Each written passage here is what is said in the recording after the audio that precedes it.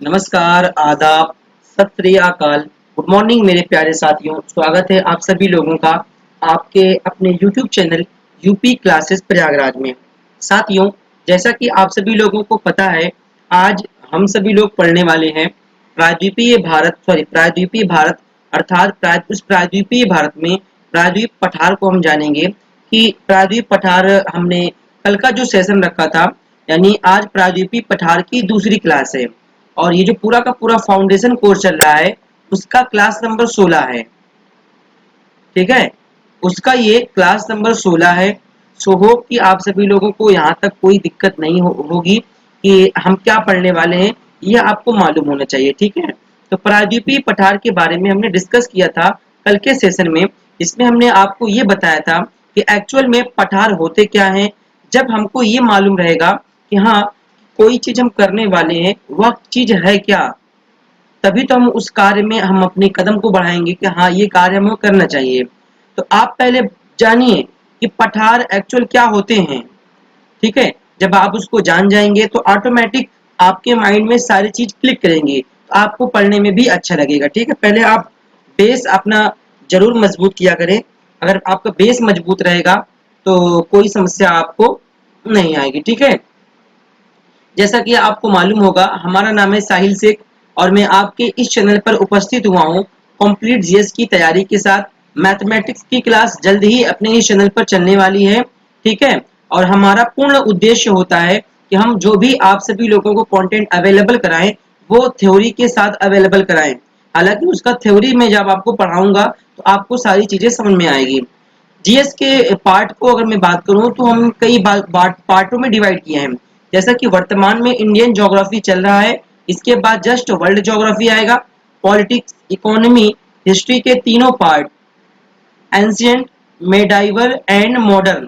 ठीक है, उसके अलावा साइंस के तीनों पार्ट चर्चा किए जाएंगे, फिजिक्स, केमिस्ट्री एंड बायो और स्टैटिक जीके का कोर्स जल्द ही अपने चैनल पर आने वाला है। रीजनिंग का वर्तमान में फाउंडेशन कोर्स चल रहा है, आप एक बार हमारे साथ जुड़कर देखिए, आपको बहुत अच्छा लगेगा। और जिस लेवल से मैं आपको पढ़ा रहा हूँ उस लेवल से शायद ही आपको थ्योरी के माध्यम से किसी अन्य यूट्यूब चैनल पर पढ़ाया गया होगा। ये मैं 100% दावा कर सकता हूँ। हाँ, पढ़ाया गया है, बट क्या है, इस प्रकार से प्रीवियस ईयर क्वेश्चन लेते हैं और प्रीवियस ईयर क्वेश्चन को बच्चों के सामने डिस्कस करते हैं। ये तो हर एक व्यक्ति कर सकता है भाई। अगर हमको नॉलेज हो गया तो मैं क्या चाहूँगा, अगर मैं चाहूँ तो पी वाई क्यू लगा लूँ स्क्रीन पर, जैसे इस प्रकार आप देख रहे हैं स्लाइड पर, और मैं भी डिस्कस करूँ कि हाँ, ये है, ये है, ये है। लेकिन मेरा उद्देश्य रहता है कि पहले मैं उनको सिखाऊं। एक्चुअल में जो फार्मूले, जो कॉन्सेप्ट बनके जब इंसान पी वाई क्यू सॉल्व करता है ना, उसके पीछे कई कारण होते हैं। वह व्यक्ति उसकी थ्योरी पढ़ा होता है, उसके कॉन्सेप्ट को जानता है। देखिए, इस अगर एग्जाम में अगर आपको सफलता चाहिए ना, तो आपको थ्योरी पर अटेंड रहना होगा। थ्योरी के साथ साथ आपका कॉन्सेप्ट क्लियर होना चाहिए। जब आपका कॉन्सेप्ट क्लियर हो गया तो आप पी वाई क्यू भर भर के लगाइए, सारा दिन लगाइए। बट कॉन्सेप्ट क्लियर होने के बाद आपका कॉन्सेप्ट क्लियर ही नहीं है कि हमें करना क्या है इस क्वेश्चन में, तो आप नहीं कर सकते भाई। मैथमेटिक्स की क्लास अभी वर्तमान में नहीं चल रही है, जल्द ही अपने इस चैनल पर क्लासें अवेलेबल होने वाली है। तो उसके लिए मुझे बहुत ही खेद है और जल्द ही मैं आपके लिए कोई अच्छा एडुकेटर्स अपने इस चैनल पर उपस्थित करने वाला हूँ। ठीक है, चलिए फिलहाल ज्यादा समय न लेते हुए, और हाँ, एक महत्वपूर्ण जानकारी ये है आपके लिए कि अपना चैनल ये है अभी न्यू यूट्यूब चैनल है, तो इस पर इतना रिस्पॉन्स नहीं मिल पा रहा है। आप सभी लोग जो भी हमारे बड़े भाई हमें देख रहे हों या मुझसे बहुत छोटे हों या हमारी बहनें देख रही हों, तो मैं उन सभी से निवेदन करूंगा कि आप सभी लोग अपने इस चैनल को उस लेवल तक ले जाइए जिससे गरीब से गरीब बच्चा, जिसके पास किसी कारणवश वह कोचिंग नहीं कर पाता, पेड क्लासेस नहीं जा पाता, यह चैनल, मेरा मकसद यही है कि हम उन गरीब से गरीब बच्चों तक अपनी इस शिक्षा नीति को पहुंचाएं जिससे आने वाले समय में उस व्यक्ति के भविष्य उजागर हो। ठीक है, तो आपसे उम्मीद है कि अगर आप आज जुड़े हुए हैं तो हमारे कहने पर आप बड़ा भाई मानिए, छोटा भाई मानिए, हमारी छोटी छोटी बहनें होंगी, हमारे हमसे बड़ी बहनें होंगी, तो उनसे मैं निवेदन करूंगा कि अपने इस चैनल पर आप अगर जुड़े हुए हैं, आप अपने रिलेशन में, अपने पास पड़ोस में, अपने फ्रेंडशिप में जरूर 2 लोगों को जोड़िए, 2 से 4 लोगों को आप जरूर जोड़िए। ऐसा मैं आपसे आग्रह कर रहा हूं और आई होप कि आपसे आशाएं बहुत हैं कि आप ये कार्य करेंगे। चलिए फिलहाल ज्यादा समय न लेते हुए आज की हम क्लास को स्टार्ट करते हैं यहीं से। देखिए, जैसा कि आपके सामने नजर आ रहा है भारत का मैप। अब इस हम भारत के मैप पे हम क्या पढ़ने वाले हैं वो हमारे लिए बेहद ही खास होता है। अब सुनिएगा मेरी बात। हमने कल की क्लास में हमने आपको ये बताया था, पूरा का पूरा प्रायद्वीप भारत बता दिया था और उस प्रायद्वीप भारत में हमने ये बताया था यहाँ से लेकर पूरा का पूरा दक्कन का पठार हमने आपको बता दिया था। ठीक है, दक्कन के पठार के अलावा, हाँ, दक्कन का पठार हमने पूरा डिस्कस किया था कि एक्चुअल में दक्कन का पठार यही है, दक्कन का पठार। तो किस प्रकार से दक्कन का प्लेट्यू है ये हमने आपको समझाया है। आप क्लासों को पूरा देखिए और निश्चित है कि आपको बहुत अच्छा लगेगा। ठीक है, तो पूर्व क्लासों को जरूर देखना आप सभी लोग। चलिए हम अपने आज के फिलहाल सेशन को डिस्कस करते हैं कि एक्चुअल में क्या है पूरा बेस। ठीक है, चलिए देखते हैं, हेडिंग बनाइए कुछ अन्य पठारों के बारे में, क्योंकि दक्षिण भारत यही है पूरा का पूरा। इस लाइन के अगर आप ऊपर जाएंगे तो ये क्या हो जाएगा भाई, आप इसके ऊपर जाएंगे तो दक्षिण भारत नहीं होगा, वह उत्तर भारत होगा। बात हो रही है यहाँ पर प्रायद्वीपीय भारत। ऐसा ऐसा भूभाग जो तीन ओर से जल से घिरा हुआ होता है उसे हम बोलते हैं प्रायद्वीप। तो भारत भी हमारा एक प्रायद्वीप का हिस्सा है जो तीन तरफ से जल से घिरा हुआ है। ठीक है जी, चलिए हेडिंग बनाइए यहाँ से आप सभी लोग कुछ अन्य पठारों के बारे में। इसमें सबसे पहले हम डिस्कस करेंगे धारवाड़ का पठार। हेडिंग बनाना भाई इस प्रकार से, धारवाड़, धारवाड़ का पठार, इस प्रकार से आप हेडिंग बनाइए। अब चलिए हम इसके बारे में जानते हैं कुछ बेसिक बातें कि इसके एक्चुअल में है क्या। इसमें इस धारवाड़ का पठार है तो आप ये बताइए कि भारत के किस स्थान पर है, इसका लोकेशन क्या है वो देखिए। मैं आपको बताना चाहूंगा, सबसे पहले यहाँ पे नोट कीजिए, यह पठार कर्नाटक राज्य में स्थित है। आपने हमारे पढ़ाने का तरीका देखा होगा कि मैं यूं इस प्रकार से लिख लिख कर पढ़ाता हूं, मैं कोई पीडीएफ वगैरह नहीं देता हूं। पीडीएफ में अगर आपको दूंगा ना तो आप पीडीएफ क्या करेंगे, 2 से 4 महीने तो रखेंगे, उसके बाद फिर उसको डिलीट कर देंगे, कहेंगे यार पीडीएफ तो फिर से मिल जाएगी, मोबाइल हैंग कर रही है। तो भाई आप नोट्स बनाइए, आप नोट्स बनाइए, यकीनन मेरे साथ आप जुड़े हैं तो नोट्स बनाइए हमारे साथ साथ, क्योंकि यही एग्जाम में प्रश्न आ रहे हैं, इससे बाहर आपका कुछ नहीं आएगा। हालांकि मैं बहुत रिसर्च करके बैठा हूं और मैं आपसे पूरा, आप मुझसे उम्मीद लगा के रखिए, मैं आपको जो भी दूंगा कंटेंट बहुत अच्छा कंटेंट दूंगा, लेकिन बस मेहनत आपको करनी है हमारे साथ और नोट्स आपको हमारे साथ साथ बनाना है। तो धारवाड़ के पठार में सबसे पहली बात यहाँ तक ये आती है कि यह जिस पठार की आप बात कर रहे हैं यह पठार कर्नाटक राज्य में स्थित है। ठीक है, यही है ना कर्नाटक, यह पठार कर्नाटक राज्य में स्थित है। अगर बात की जाए कि यह जो पठार आप बता रहे हैं इन पठारों का निर्माण कैसे हुआ है, तो हम कह सकते हैं यह पठार रूपांतरित, यह पठार रूपांतरित शैलों से निर्मित है। दूसरी बात हो गई, दूसरी बात ये हो गई, अगर मैं बात करूं यहां तक ही बात सीमित नहीं हो जाती, इस पठार के यानी धारवाड़ पठार की मैं बात कर रहा हूं, इससे कई प्रश्न आपके एग्जाम में पूछने के चांसेस हैं। वो प्रश्न देखिए, सबसे पहला बात मैं आपको बता रहा हूं, मान लीजिए ये कर्नाटक है, एक तौर से आप ये मान लीजिए, इस प्रकार से आप बनाइए जिस प्रकार से मैं बना रहा हूं। मान लीजिए ये कर्नाटक है, बाय द वे आप ये मानिए कि ये यही है जो आप देख रहे हैं, ये कर्नाटक है। मैं इसको यहाँ बना दिया हूँ फॉर्मेशन, क्योंकि इससे प्रश्न बनने के पूर्ण चांस है। ठीक है, अगर बात करी जाए ये कर्नाटक में है धारवाड़ का पठार, धारवाड़ का पठार यहाँ पर है। प्रश्न यहाँ से ये बनेगा कि इस कर्नाटक के पश्चिमी हिस्सा ये इधर हो जाएगा और पूर्वी हिस्सा ये हो जाएगा। फॉर एग्जाम्पल आप यहाँ से भी ले सकते हैं, पश्चिमी हिस्सा ये और पूर्वी हिस्सा ये, ठीक है। वेस्ट मीन्स पश्चिम, ईस्ट मीन्स पूर्व, ठीक है। अब देखिए उसके बाद, अब यहां तक तो बात सीमित नहीं हो जाती, यहां से प्रश्न बनने की उम्मीद ये है कि ये पूछा जाएगा, सबसे पहला प्रश्न ये कि धारवाड़ का पठार या प्लेट्यू ऑफ धारवाड़ ये कहां पर स्थित है। आपको ध्यान रखना है कर्नाटक में स्थित है, कर्नाटक में, पहला प्रश्न। दूसरा प्रश्न यहां से ये बन सकता है कि इस कर्नाटक के पश्चिम में कौन सी पहाड़ी है। मोस्ट इंपॉर्टेंट बात भाई, ठीक है। मोस्ट इंपॉर्टेंट बात यह है कि इस पहाड़ के, इस पठार की आप बात कर रहे हैं, इस पठार के पश्चिम में कौन सी पहाड़ी है, आप नोट करिए, बाबा बुदान।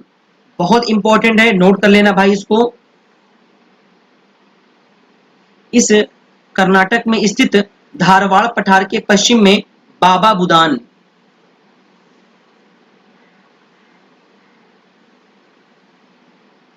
बाबा बुदान नाम की एक पहाड़ी है, पहाड़ी और भी पहाड़ी है, ये पहली पहाड़ी हो गई जो कर्नाटक में धारवाड़ पठार के अंग है, अर्थात इसके पश्चिम में स्थित यह एक पहाड़ी है। अगर दूसरी पहाड़ी की मैं बात करूं, वह है ब्रह्मगिरी पहाड़ी, ब्रह्मगिरी पहाड़ी जो कर्नाटक में स्थित धारवाड़ पठार के पश्चिमी में स्थित है, बाबा बुदान की पहाड़ी और ब्रह्मगिरी की पहाड़ी। सो हो कि यहाँ तक आप सभी लोगों को कोई समस्या नहीं होगी। अब देखिए बात यहाँ तक सीमित नहीं हो जाती भाई, प्रायद्वीपीय पठार, ये जो आप देख रहे हैं पूरा का पूरा ये प्रायद्वीपीय पठार है। मैं आपको दिखा दे रहा हूँ हाइलाइटर लेकर, शायद ये आप हाइलाइटर से समझ जाएं मैं क्या कहना चाह रहा हूँ। पूरा का पूरा प्रायद्वीपीय भाई, प्रायद्वीपीय पठार है, प्रायद्वीपीय भारत है, ठीक है। ये है समझना बातों को, यहाँ से अच्छा प्रश्न बन सकता है इस कॉन्सेप्ट से। तो यहाँ पे क्या है, अगर आपसे प्रश्न पूछा जाए कि मैं ये कह सकता हूँ भाई कि इस प्रायद्वीपीय पठार, हालांकि मैं इसको चर्चा कर चुका हूँ, पूर्वी घाट और पश्चिमी घाट, तो ध्यान देना ये तो प्रायद्वीपीय भाई क्या है, प्रायद्वीपीय भारत है, लेकिन प्रायद्वीपीय पठार की अगर मैं बात करूं, इसमें हमने डिस्कस किया था प्लेट्यू ऑफ दक्कन, एक त्रिभुजाकार आकृति वाला एक भूभाग, इसमें हमने नाम दिया था दक्कन, दक्कन का पठार। अब अगर बात की जाए इस प्रायद्वीपीय पठार के, ये पश्चिमी हिस्सा हो गया और इस प्रायद्वीपीय पठार के यह पूर्वी हिस्से का, अच्छा अर्थात ईस्टर्न हिस्सा हो गया। तो यहां से कहा जा सकता है कि मैं यहाँ पे कह रहा हूं इस प्रायद्वीपीय पठार के पश्चिमी हिस्से को क्या कहते हैं हम, पश्चिमी घाट। नोट करना पॉइंट को,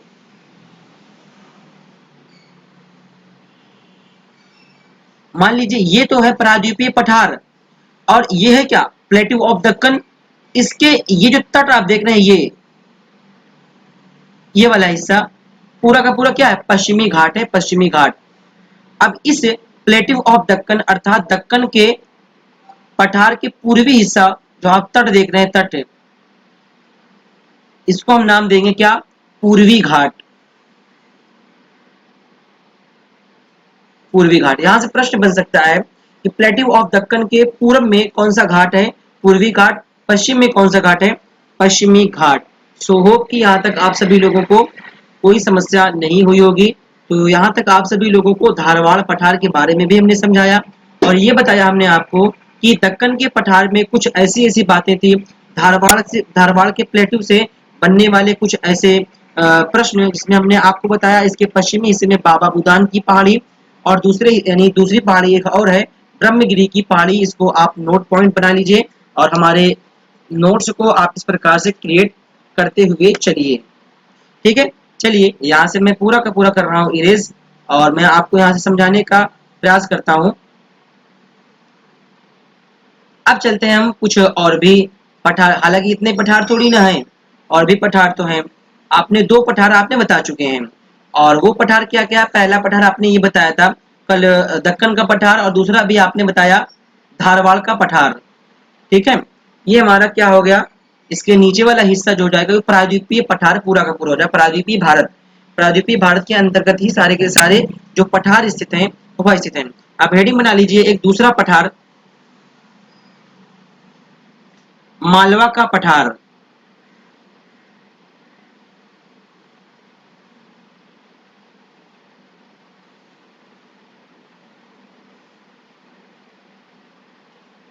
मालवा का पठार। अब चलिए इसके बारे में हम जानते हैं, इसकी क्या खूबियां हैं, इससे प्रश्न कैसे बन सकते हैं, वो सारी चीजों को हम आपके सामने डिस्कस करेंगे।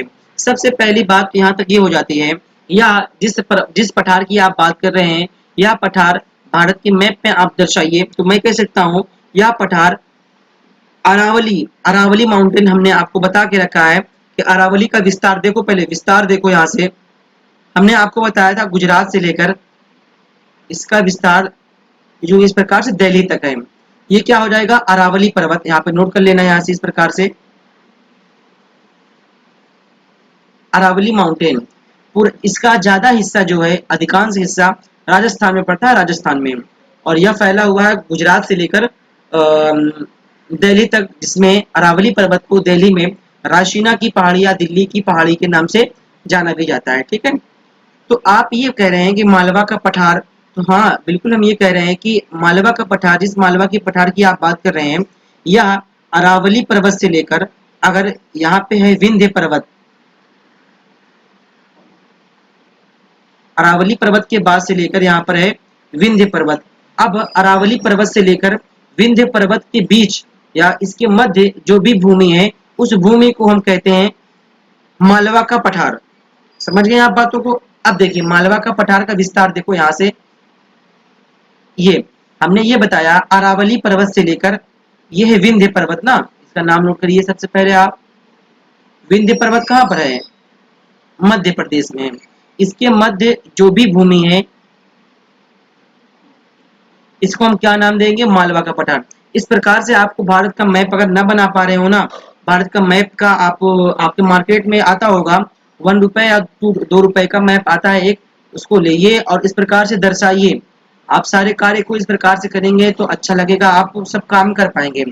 ये है क्या है, मालवा। ये है मालवा का पठार। तो आपने देखा कि मालवा का पठार अरावली पर्वत से लेकर, और ये अरावली पर्वत से लेकर विंध्य पर्वत मध्य प्रदेश तक इसका विस्तार है। ठीक है, यहाँ तक बात हो गई। अब अगर बात करें तो आप सभी लोगों को पता होना चाहिए, क्योंकि विंध्य पर्वतमाला जो है ये पूरा का पूरा कहाँ पर स्थित है, तो भाई ये मध्य प्रदेश में स्थित है, एमपी में। ये पूरा का पूरा जो हिस्सा देख रहे हैं ये मध्य प्रदेश है, और यहाँ पर राजस्थान है, यहाँ पर गुजरात है, और यहाँ पे दिल्ली है। ठीक है, इतनी बात हो गई। तो यहाँ पे अगर बात की जाए कि चंबल नदी, जैसे आप देखेंगे चंबल नदी का उद्गम देखेंगे, और केन नदी को उद्गम देखेंगे, बेतवा नदी उद्गम स्रोत, यानी ये माना जाता है कि जब मालवा का पठार इस क्षेत्र तक फैला हुआ है, विंध्य पर्वतमाला तक, तो यहाँ से कुछ ऐसी नदियां हैं जहाँ पे इस पठार के अंतर्गत उन नदियों का उद्गम स्रोत है, जिसमें हमने आपको यहाँ पे नोट, पहले इसको नोट करिए। ये इसका विस्तार हमने पहले आपको दिखाया, और आप अपने नोट्स में ये लिखिए कि अरावली पर्वत से लेकर,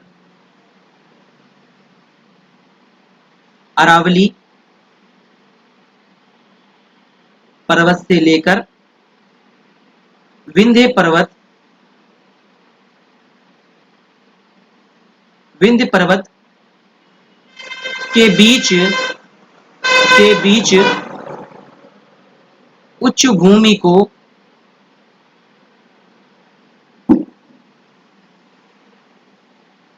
प्लेट्यू ऑफ मालवा, अर्थात मालवा का पठार। ठीक है, पठार क्षेत्र का विस्तार है। यहां तक हो गया, ये पॉइंट हो गया। ये पहले हमने आपको मैप में दर्शाया, और फिर हमने आपको बताया कि इसके बारे में आप पॉइंट लिखिए। इसे आप अपना नोट्स रिवाइज करेंगे ना, आपको कोई समस्या क्रिएट नहीं होगी। फिर हमने ये बताया कि इस पठार के अंतर्गत, क्योंकि ये पूरा का पूरा यहाँ तक इस हिस्से में स्थित है, और यहीं से कुछ नदियों का उद्गम स्रोत माना जाता है। इसमें चंबल, चंबल नदी, केन नदी, बेतवा नदी, इस सभी का उद्गम स्रोत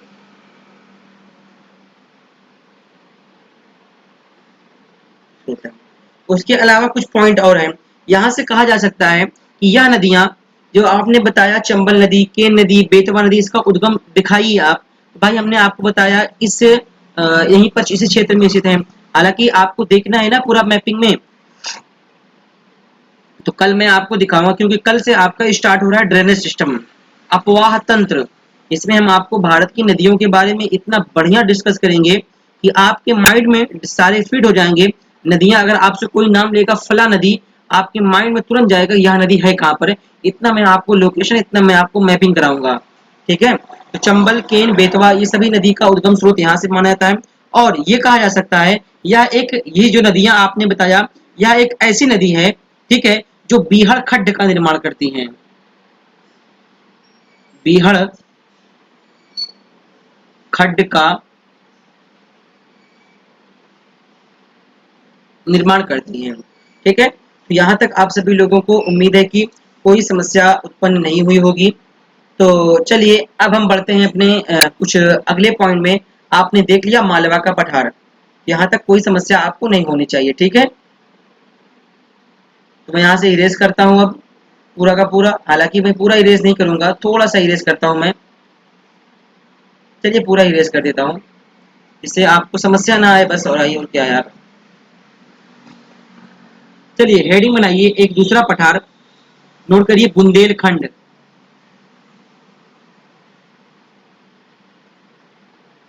बुंदेलखंड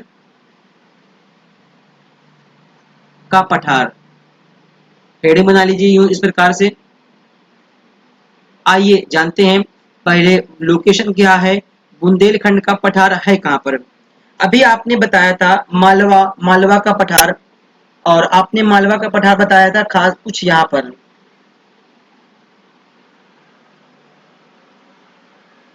मान लीजिए एक तौर से कि ये एम मतलब मालवा का पठार यहाँ पर है। तो यहाँ से ये कहा जा सकता है इस मालवा के पठार के उत्तर में, अगर बात करें यहाँ से ना हम, ये छोटा से, ये है बी लिख दे रहा हूं मैं, बुंदेलखंड। हालांकि मैं लिख दे रहा हूं यहाँ पर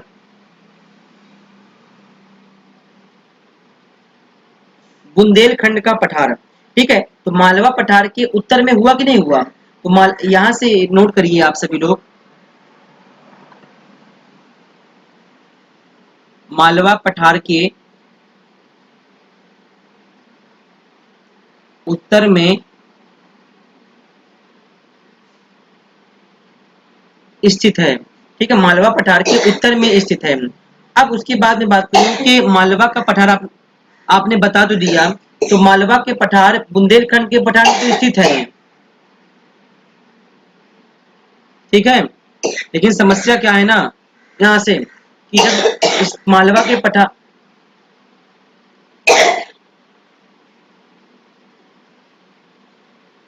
मालवा के पठार में जब स्थित है, तो हमने ये बताया मालवा पठार की यह उत्तर में स्थित है। अब जब उत्तर में स्थित है, तो इसका विस्तार क्या आप बता सकते हैं, कुछ आप हमको हिंट दीजिए जिससे हमें ये लगे जिससे हमें ये लगे कि वास्तव में यह पठार यहाँ पर स्थित है। इसका एग्जैक्ट लोकेशन आप हमें बताइए, क्योंकि एग्जैक्ट लोकेशन आप तभी बता पाएंगे जब आपको मालूम रहेगा। एग्जैक्ट लोकेशन मैं ये कह सकता हूँ कि मध्य प्रदेश का कुछ कुछ एरिया इस पठार में कवर करता है।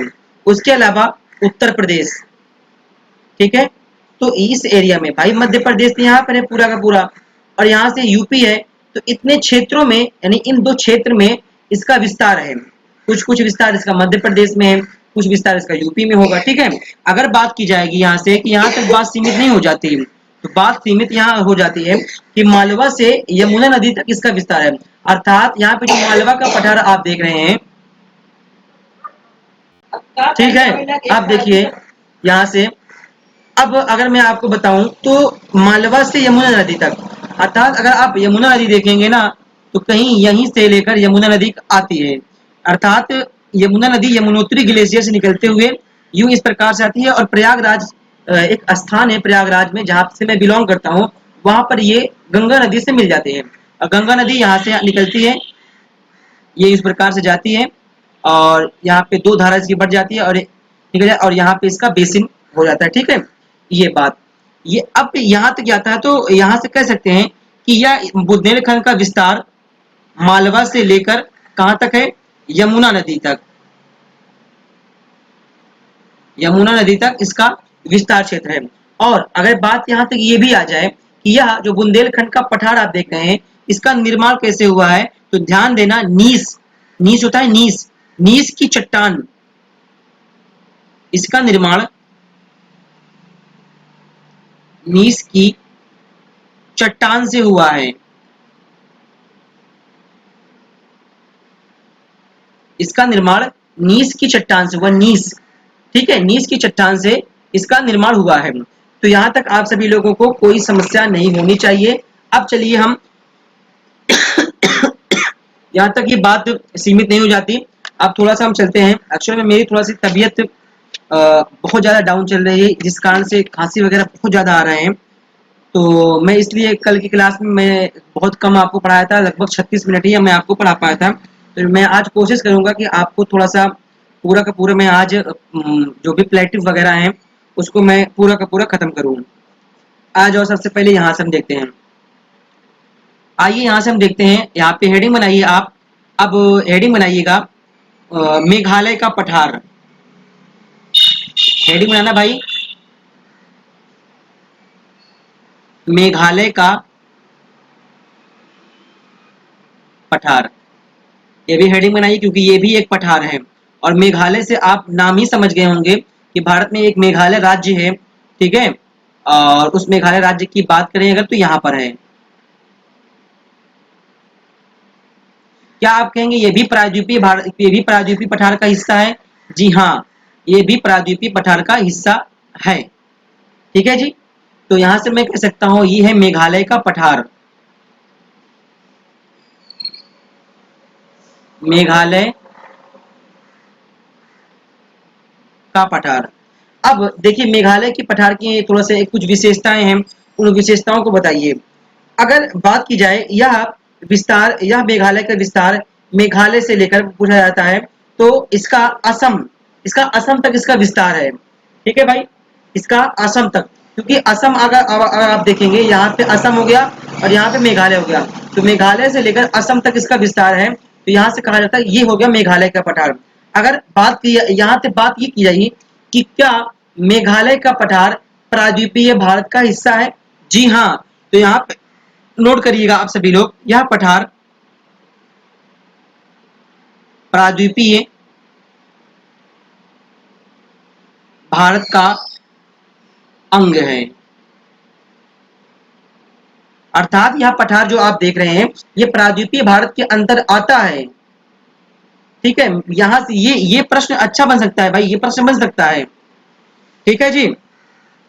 अब आइए उसके बाद मैं कह सकता हूं कि भाई गोंडवाना लैंड का तो भाग है ही, जब प्रायद्वीपीय भारत का ये अंग हो गया तो प्रायद्वीपीय भारत हमारा गोंडवाना लैंड का ही तो एक हिस्सा है। आइए चलिए अब कुछ और पठारों के बारे में बात करें। अभी मैं आपको पूरा एक मैप में पूरा का पूरा एक मैप लेंगे और उस मैप में आपको पूरा दिखाएंगे पठारों का बारे में, पूरा मैं आपको बता दूंगा अभी आपको। आइए हेडिंग बनाइए यहाँ से, दंडकारण्य का पठार।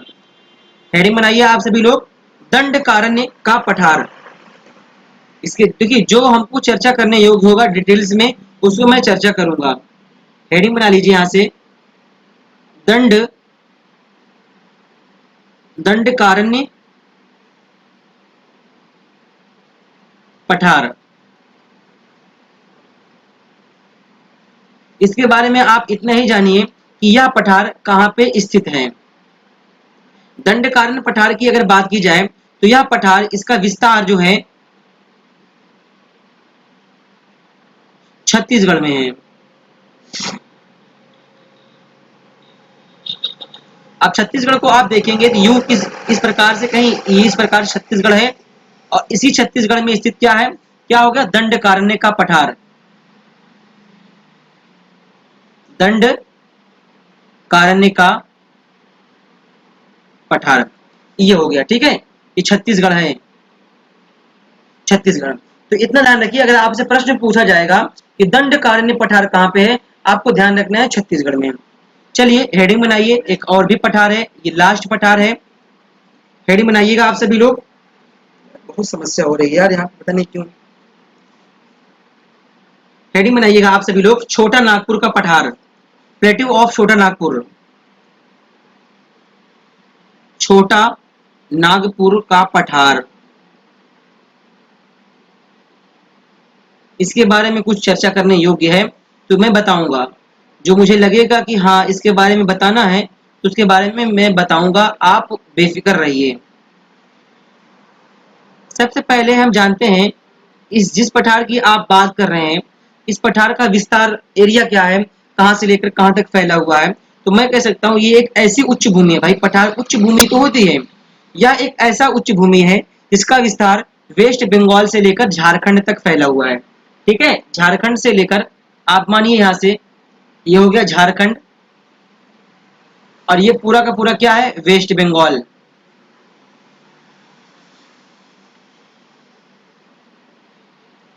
देखिए ये झारखंड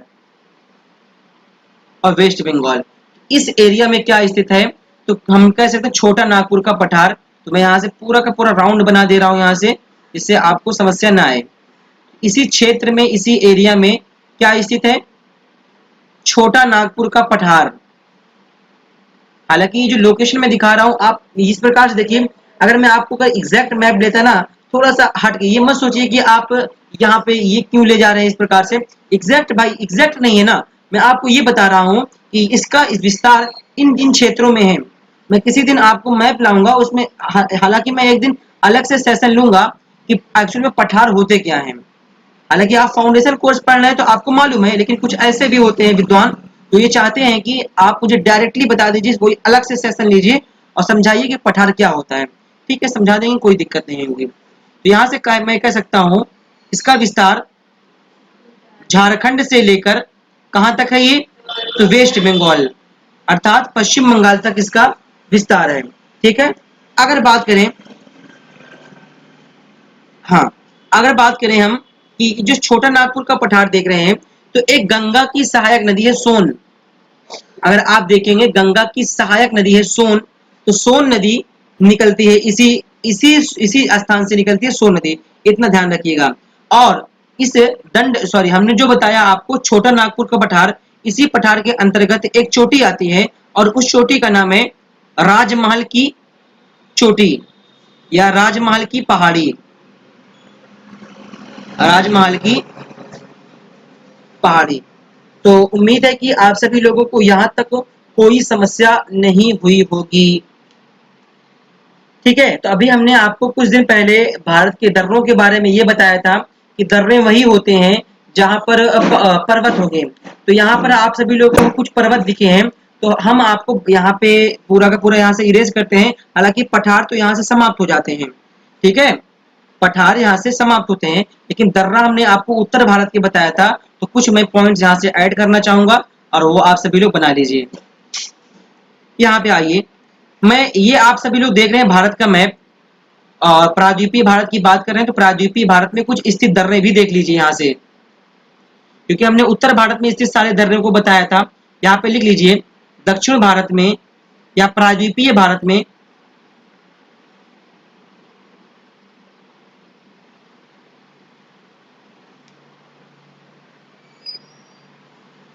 स्थित दर्रे,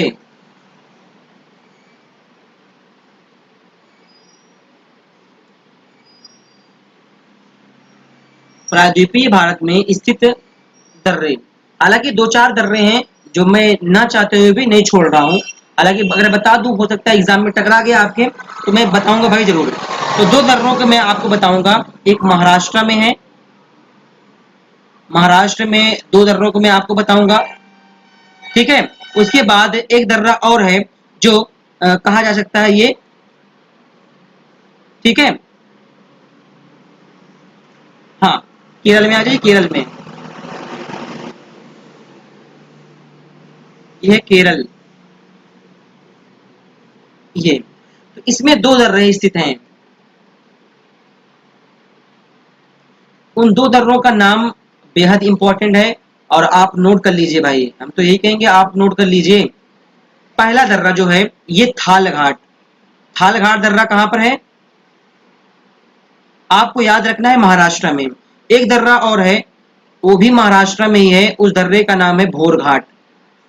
अगर आपसे कभी प्रश्न पूछा जाए थाल घाट दर्रा और भोर घाट दर्रा कहाँ पर है, आपको बताना है ये महाराष्ट्र में स्थित है, महाराष्ट्र में। और केरल में भी एक दर्रा है, और एक दर्रा वो क्या है उसका नाम बता दीजिए, नोट कर लीजिए। थाल घाट दर्रा, भोर घाट दर्रा, ये तो महाराष्ट्र में, और एक दर्रा और है पाल घाट। और पाल घाट दर्रा कहाँ पर स्थित है, तो पाल घाट दर्रा जो आप देख रहे हैं यह स्थित है केरला में। ठीक है, तो यहाँ तक आप सभी लोगों को कोई समस्या नहीं होगी।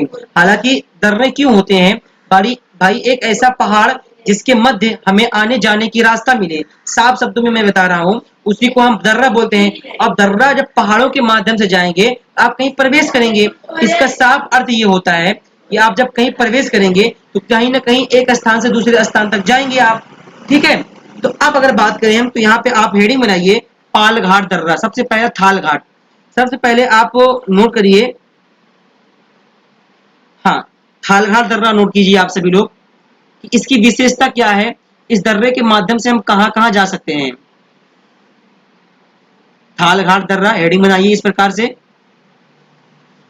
देखिए थाल घाट दर्रा की विशेषता क्या है, हालांकि ये तो महाराष्ट्र में है, तो मैं यहां से कह सकता हूं आप इस दर्रे के माध्यम से मुंबई से दिल्ली जा सकते हैं। ठीक है, मुंबई से दिल्ली जा सकते हैं, मुंबई से दिल्ली, या आप मुंबई से कहा जा सकते हैं, कोलकाता जा सकते हैं, कोलकाता, या आप मुंबई से नागपुर जा सकते हैं। नोट करिए यहां से इस थाल घाट दर्रे के माध्यम से मुंबई से दिल्ली, मुंबई से दिल्ली, या मुंबई से आप जा सकते हैं कहां पर, देखिए यहां तो मुंबई है, मुंबई और मुंबई दिल्ली यहां पर है। ठीक है, तो आप इस दर्रे के माध्यम से मुंबई से दिल्ली जा सकते हैं, और आप मुंबई से कहां जा सकते हैं, कोलकाता। कोलकाता भी तो यहीं पर है ना, तो यहाँ पे नोट करिए कोलकाता। तो मुंबई से आप कोलकाता भी इस दर्रे के माध्यम से जा सकते हैं, और आप मुंबई से नागपुर भी जा सकते हैं किस दर्रे के माध्यम से, ये इसकी विशेषता हो गई, मुंबई से नागपुर। ठीक है, अभी आपको आने वाले वर्ष समय में जो हमारा आगामी क्लास होने वाला है उसमें मैं आपको पढ़ाने वाला हूँ ड्रेनेज सिस्टम, अर्थात अपवाह तंत्र, जिसमें आपको मैं बताऊंगा नदियों के बारे में, और काफी डिटेल्स में मैं चर्चा करने वाला हूँ कि एक्चुअल में नदियां वगैरह क्या होती हैं, सब कुछ हम बेसिक में डिस्कशन करने वाले हैं।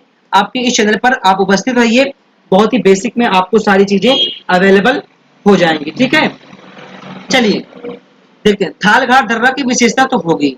अब बात करते हैं भोर घाट दर्रा। हेडिंग बनाइए सबसे पहले भोर घाट दर्रा। ठीक है, भोर घाट, भोर घाट दर्रा। अब भोर घाट दर्रा की विशेषता क्या है, तो भोर घाट दर्रा की विशेषताओं को हम जानने का पूरा प्रयास करेंगे।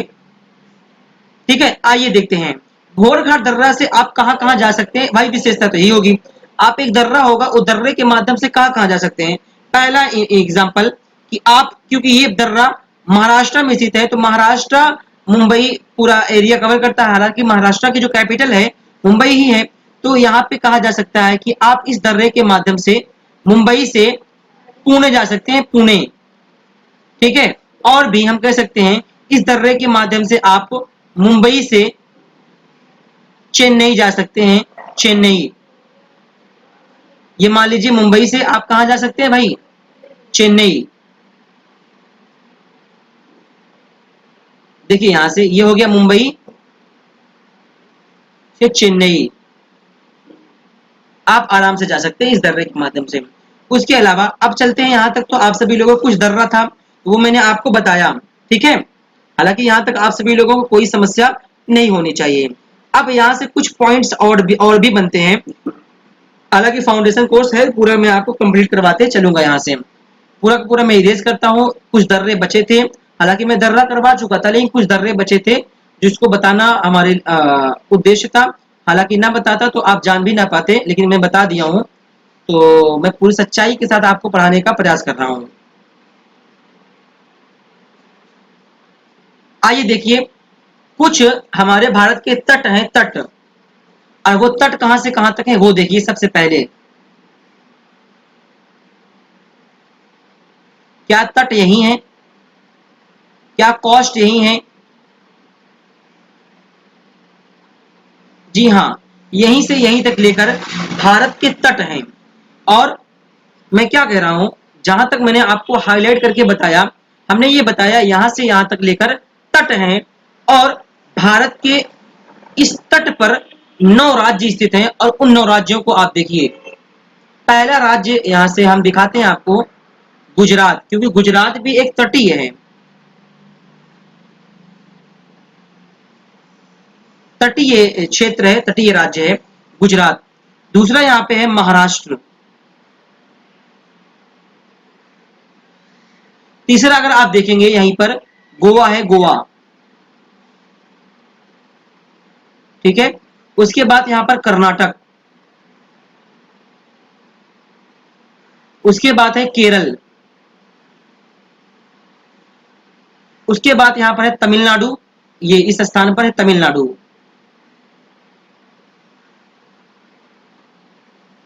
उसके बाद इस क्षेत्र में देखेंगे आप तो आंध्र प्रदेश है। मैं आपको बातों को बता रहा हूं भाई, आंध्र प्रदेश। उसके बाद अगर आप यहाँ पे जाएंगे, आपको यहाँ पर मिलेगा उड़ीसा। फिर आपको यहाँ पर मिलेगा वेस्ट बंगाल, अर्थात पश्चिम बंगाल। पहला गुजरात, दूसरा हमने बताया महाराष्ट्र, और तीसरा गोवा, चौथा कर्नाटक, पांचवा केरल, छठा तमिलनाडु, और सातवां आंध्र प्रदेश, आठवां उड़ीसा, और नौवां जो है ये वेस्ट बंगाल। ये कुछ ऐसे भारत के राज्य हैं, और 9 राज्य हैं जिनकी सीमा समुद्रों से इनकी सीमा लगती है। तो ये बताने का उद्देश्य क्या है, तो हम ये तो हमने तट देखा, इस तट को हम डिवाइडेशन करेंगे, अर्थात डिवाइड करके बताएंगे कि किस राज्य से लेकर किस राज्य तक इस पूरे तट को क्या नाम दिया गया है, उसके बारे में जानना हमारे लिए इंपॉर्टेंट हो गया होगा। और एक हमारी ये एक केंद्र शासित प्रदेश है, इसका नाम है दमन एंड दीव। इसको मैं अलग रंग से, अलग अलग कलर से मैं इसको बता दे रहा हूं, दमन and Diu, Dadar Nagar Haveli and Daman and Diu. अब समझना बातों को, यहां से लेकर देखना भाई, गुजरात से लेकर, एक मिनट थोड़ा सा रुकिएगा, मैं कलर चेंज करता हूं, समस्या ना आए, यही उद्देश्य है भाई, बाकी और कोई उद्देश्य नहीं था। सुनना भाई मेरी बातों को, गुजरात से लेकर इस दमन एंड दीव केंद्र शासित प्रदेश तक, इस तट को हम क्या भाई, ये भी तो तट है। तो गुजरात से लेकर दमन एंड दीव तक जो भी तट है, उस तट को हम नाम क्या देंगे, तो आप सभी लोग नाम नोट कीजिए, काठियावाड़ तट। कौन सा तट? काठियावाड़ तट, ये हो गया। उसके बाद देखिए यहां से, ये तो बात सीमित हो गई। अब यहां से क्या आप कह सकते हैं कि दमन एंड दीव, ध्यान देना भाई, इस दमन एंड दमन एंड दीव से लेकर गोवा तक, ठीक है, दमन एंड दीव से लेकर गोवा तक के तट को क्या नाम आप देंगे, इस तट को क्या नाम है भाई? ये तट का फॉर्मेशन किया गया, अलग अलग नाम दिया गया है। इस तट का नाम है कोंकण तट, नोट करिए इसको, कोंकण। काफी समय में एग्जाम में पूछा गया है, आप नोट करते चलिए भाई, क्योंकि एग्जाम में फंसेगा जिस दिन ना, मैं आपको इसका स्क्रीनशॉट आपको दिखाऊंगा और आपके सामने रखूंगा। देखो, हमारे द्वारा पढ़ाया गया कंटेंट सारे एग्जाम में डायरेक्टली आ रहे हैं भाई, ठीक है। कोंकण तट, तो यानी दमन एंड दीव जो हमारा केंद्र शासित प्रदेश है, यहां से लेकर गोवा तक के तट को हम कोंकण तट कहते हैं। यहां तक हो गया। अब उसके बाद चले अगर हम, तो गोवा से लेकर कर्नाटक के तट को क्या कहते हैं, किस नाम से जानते हैं इस तट को, तो नाम नोट कीजिए। तो गोवा से लेकर कर्नाटक, क्योंकि कर्नाटक में ही एक स्थान पर था मंगलौर, ये भी आप नोट कर लीजिएगा, मंगलौर, मंगलौर। तो गोवा से लेकर मंगलौर तक, अर्थात कर्नाटक ही मानिए एक प्रकार से, तो यहां तक के तट को क्या बोलते हैं हम, तो कर्नाटक तट या कन्नड़ तट, ठीक है, सॉरी, कर्नाटक या कन्नड़ तट, नोट करिए इसको, कर्नाटक तट या कन्नड़ तट। यहाँ तक बात आप सभी लोगों को क्लियर हो गई होगी। अब अगर हम बात करें कि ये जो आप देख रहे हैं कर्नाटक, तो कर्नाटक से लेकर केरल तक के तट को हम किस नाम से जानते हैं?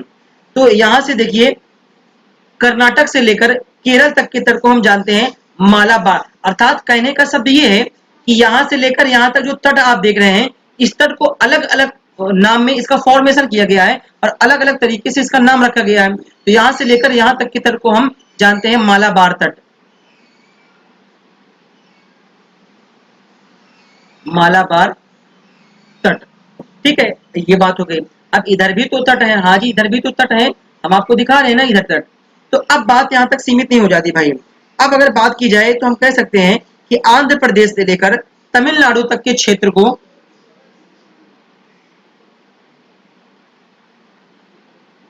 ठीक है, आंध्र प्रदेश से लेकर तमिलनाडु तक के क्षेत्र को या इस एरिया को, यहाँ तक के इस तट को हम जानते हैं कोरोमंडल तट।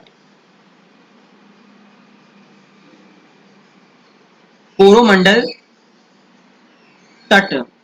अब क्या हो गया कि अगर बात की जाएगी तो उड़ीसा से लेकर, ध्यान देना, उड़ीसा से लेकर आंध्र प्रदेश तक के तट को हम किस नाम से जानते हैं?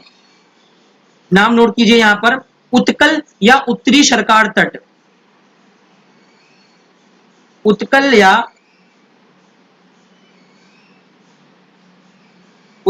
उत्तरी सरकार तट। सो होप कि आप सभी लोगों को यहां तक कोई समस्या नहीं हुई होगी।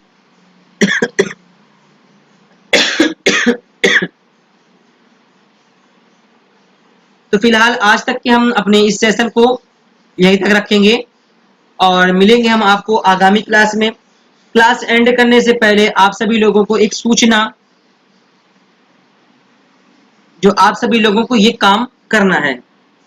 अगर आप में से कुछ व्यक्ति या कुछ हमारे बड़े भाई या छोटी भाई या हमारी बहनें, अगर आप जानते हो तो मैं सोराव का निवासी हूँ और मैं वहां का रहने वाला हूँ। अगर आप सभी लोगों से जब भी हमारी मुलाकात हो या आपको अगर करनी हो तो आप चले आइएगा, आप मेरे पास कॉल करिएगा।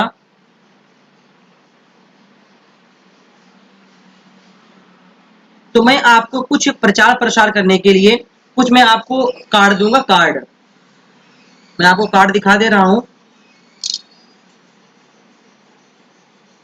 देखिए ये अपना कार्ड है, ये अपनी पहचान है।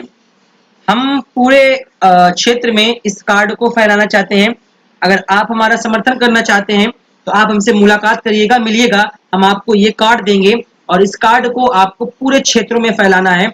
इससे लगे गरीब से गरीब बच्चा, गरीब हो या धनवान, सुनना मेरी बातों को, गरीब हो या धनवान, शिक्षा है सबके लिए एक समान।